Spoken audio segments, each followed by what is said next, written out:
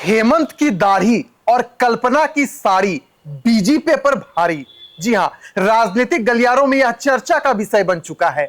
हेमंत सोरेन की दाढ़ी की चर्चा हो रही है और कल्पना सोरेन की साड़ी खूब चर्चा बटोर रही है। हमारे सहयोगी निरंजन जी और झारखंड के वरिष्ठ पत्रकार उदय चौहान इस वक्त हमारे साथ मौजूद हैं। आज का जो टॉपिक है, आज का जो विषय है, बेहद ही मजेदार है। झारखंड में विधानसभा चुनाव के तारीख का ऐलान होते ही मुख्यमंत्री हेमंत सोरेन की दाढ़ी और कल्पना सोरेन की साड़ी को लेकर खूब चर्चा हो रही है। दरअसल जो गूंज उठ रहा है, जो राजनीतिक पंडित हैं, हेमंत सोरेन की दाढ़ी को लेकर यह कह रहे हैं कि एक जमीनी नेता और सशक्त नेता की पहचान है। तो वहीं जो कल्पना की साड़ी है, उसे लेकर जो राजनीतिक पंडित हैं, जो राजनीतिक विशेषज्ञ हैं, वो यह कह रहे हैं कि यह मातृशक्ति और सादगी का प्रतीक है। आदिवासियों को वोट को कैसे अपने और आकर्षित कर लिया जाए, यह कल्पना सोरेन अपने साड़ी, अपने पहनावा के जरिए जग प्रदर्शित कर रही है। लेकिन भारतीय जनता पार्टी के कार्यकर्ता हैं कि मानने का नाम नहीं ले रहे हैं। मुख्यमंत्री हेमंत सोरेन की दाढ़ी और कल्पना सोरेन की साड़ी को लेकर कमेंट कर रहे हैं। भारतीय जनता पार्टी के चाहे कार्यकर्ता हो या कुछ ऐसे लोग जो बीजेपी को समर्पित रहते हैं चुनाव में, उन लोगों का कहना है कि जो महिला 1 लाख की घड़ी पहने, 1 लाख की चश्मा पहने और 5 लाख की साड़ी पहने, वह झारखंड की जनता को क्या देगी। मुख्यमंत्री हेमंत सोरेन के लिए को लेकर भी कमेंट आ गया कि वो तो BMW से घूमते हैं, वो युवाओं की आवाज कहां से सुनेंगे, महिलाओं की आवाज कहां सुनेंगे। तो चलिए इस चर्चा की करते हैं शुरुआत और सीधे अपने जो सहयोगी है निरंजन जी पास पहुंचते हैं। हेमंत की दाढ़ी और कल्पना की साड़ी बीजेपी पर भारी या खुद जेएमएम पर भारी? बिल्कुल विशाल, देखिए ये विश्लेषण करने का है एक टॉपिक है। हेमंत सोरेन की दाढ़ी यह एक प्रण है और झारखंड की मिट्टी की जो खुशबू है, उस खुशबू से हेमंत सोरेन की दाढ़ी को झारखंड की जो आवाम है, झारखंड के जो नौजवान है, आदिवासी जो समुदाय है, वो उसको जोड़ करके देख रहे हैं। और यह दाढ़ी कोई शौक से हेमंत सोरेन ने नहीं बढ़ाया है। बिल्कुल, हेमंत सोरेन को जब कथित तौर पर जेल भेज दिया गया 31 जनवरी को, तो जेल के दौरान जो 5 महीना वो नौजवान बिताया है, उस 5 महीनों के दौरान जो है वह दाढ़ी उनके चेहरे पर निखर करके आया। और दाढ़ी का आज झारखंड ही नहीं, पूरे देश में चर्चा हो रहा है। कुछ लोग तो उन्हें दूसरा झारखंड का शिबू सोरेन बता दिया। बिल्कुल, जिस तरीके से उनकी दाढ़ी बढ़ी हुई है, जिस तरह से बड़े बड़े बाल हैं, कहीं ना कहीं झारखंड के आंदोलनकारियों की याद जो है वो लोगों को दिला रहा है। आप देख लीजिए, भगवान बिरसा मुंडा जब आंदोलन करते थे, हालांकि वो 25 वर्ष की उम्र में ही जो है वो शहीद हो गए, लेकिन उसके बाद के जो आंदोलनकारी रहे और झारखंड की मिट्टी की जो खुशबू है, यहाँ की जो संस्कृति है, यहाँ की जो कल्चर है, कहीं ना कहीं उन तमाम चीजों को जो है वह हेमंत सोरेन की दाढ़ी से झारखंड के नौजवान और आदिवासी समुदाय रिलेट करके देख रहे हैं। वही कल्पना सोरेन की साड़ी। निरंजन जी, यहां से एक सवाल निकल कर आता है कि जो मुख्यमंत्री हेमंत सोरेन ने दाढ़ी बनाया है या कल्पना सोरेन की जो साड़ी है, जो मैया सम्मान यात्रा के जरिए हम लोग देख रहे थे, वो कितना इस बार विधानसभा चुनाव में प्रभाव डालेगा और उसका क्या इंपैक्ट होने वाला है, जिससे भाजपा का खतरा बढ़ने वाला है? खतरा तो भारतीय जनता के ऊपर, पार्टी के ऊपर जो है वो तो बिल्कुल बढ़ा ही हुआ है। कैसे बढ़ा हुआ है हम आपको ये बताते हैं।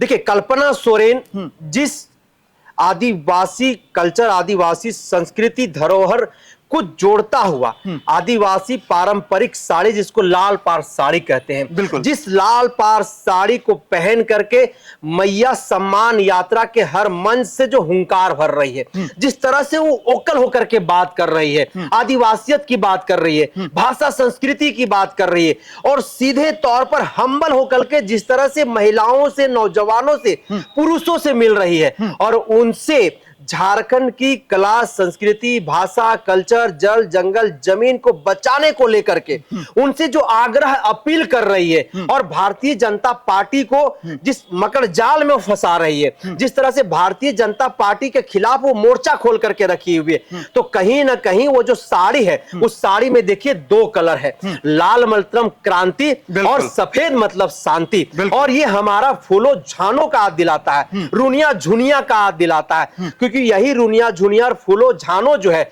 वो अंग्रेजों से लोहा लेने के लिए उनको दांतों तले चना चबवाया था। तो ठीक उसी आधार पर जो है लगातार मैया सम्मान यात्रा में कल्पना सोरेन जो है वो महिलाओं के बीच लाल पार साड़ी पहन करके, उनका जो पहनावा है, गले में देखिए अल्युमिनियम का जो मठिया, फिर जो भी आदिवासी समुदाय की ओर से कहा जाता है वो पहनी, पैरों में जो बेड़ियां होती है वो पहनी, हाथों में देखिए बिल्कुल पूरी तरीके से जो आदिवासी संस्कृति है, मतलब जो अपना तो जो महसूस कराता है, जिससे ये लगे कि ये अपना है, ये अपने परिवार का है। चलिए, और कहीं ना कहीं ये तमाम चीजें भारतीय जनता पार्टी के ऊपर जो है वह हावी होता हुआ दिखाई दे रहा है। और सीधे तौर पर कल्पना सोरेन ने आह्वान कर दिया है। चलिए हम उदय जी के पास भी जाएंगे निरंजन जी। चलिए आपको बताते हैं कि विधानसभा चुनाव की तारीख का ऐलान हो चुका है। जल्दी एनडीए की ओर से और इंडिया की ओर से अपने प्रत्याशियों का ऐलान कर दिया जाएगा। जो स्टार प्रचारक हैं जल्द ही झारखंड की धरती में आपको देखने को मिलेगा।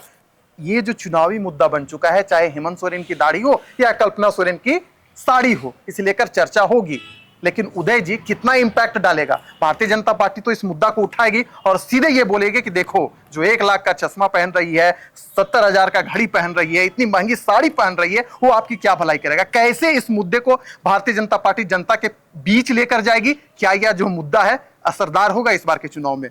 देखिए, मुद्दा असरदार बिल्कुल नहीं होगा, क्योंकि भारतीय जनता पार्टी हो, चाहे जेएमएम हो या कांग्रेस हो, कोई भी पार्टी, नेता जब पॉलिटिकल मंच पर खड़ा होता है तो उसका भाषा, उसकी भाषा और उसका पोशाक वो मैसेज देने के लिए होता है, बिल्कुल प्रतीक होता है और संकेत होता है। विशाल, जब आप बात कर रहे हैं, आपने बात जब छेड़ी है कि हेमंत सोरेन की दाढ़ी और कल्पना सोरेन की साड़ी, तो आप याद कीजिए 5 महीने पहले वो घटनाक्रम याद कीजिए कि अचानक किस तरह से ईडी ने उन पे दबिश दी थी और उनको गिरफ्तार कर और जेल भेजा गया था। वो पूरा घटनाक्रम आप याद कीजिए।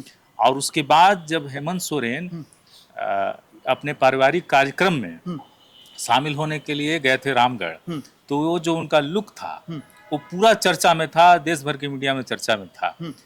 तो ये जो दाढ़ी है और ये जो साड़ी है, ये प्रतीक है और ये एक तरह से मैसेजिंग देने का काम है, अपने कार्यकर्ताओं में जोश भरने का काम है, और उसमें सफल हुए हैं दोनों।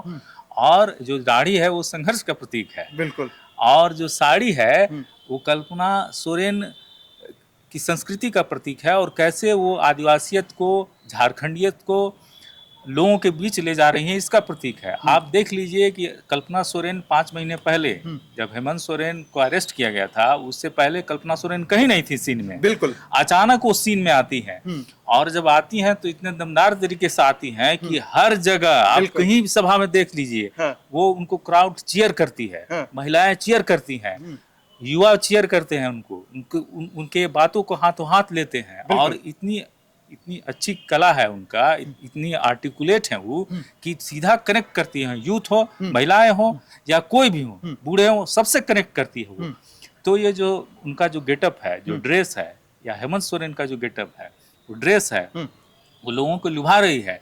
अब भारतीय जनता पार्टी को ये तय करना है कि इसके काट के तौर पे या इनके जो संदेश है, मैसेजिंग है, जो जनता के बीच बहुत ही प्रभावी ढंग से पहुंच रहे हैं, इस पे अब भारतीय जनता पार्टी क्या काट या क्या इसका उपाय करती है ताकि इसको कुंद किया जाए, इस धार को कुंद किया जाए। भारतीय जनता पार्टी को स्ट्रेटजी बनाना होगा और ये इसमें बहुत ही मत्थापच्ची करना पड़ेगा भारतीय जनता पार्टी को। लेकिन फिलहाल बढ़त जरूर हेमंत सोरेन की है। चलिए, तो झारखंड में 28 सीटें ऐसे हैं जो एसटी के लिए आरक्षित है। मुख्यमंत्री हेमंत सोरेन यह जानते हैं, कल्पना सोरेन भी यह जानती है कि इन 28 सीटों पर अगर कुछ गड़बड़ होता है तो हमारी सरकार जा सकती है। यही कारण है कि जो मुख्यमंत्री हेमंत सोरेन है, अपने पिता की तरह उन्होंने दाढ़ी रख ली है, और इसका जो इम्पैक्ट है कहीं ना कहीं इन विधानसभा क्षेत्रों में देखने को मिलेगा ही मिलेगा। चलिए, तो 23 नवंबर का इंतजार कीजिए, सब कुछ सामने आ जाएगा। लेकिन मैं फिर से दोहरा रहा हूं कि राजनीतिक गलियारों में चर्चा जोरों शोरों से हो रही है। हेमंत की दाढ़ी, कल्पना की साड़ी भाजपा पर पड़ेगी भारी। चर्चा को करते ही समाप्त, दीजिए इजाजत।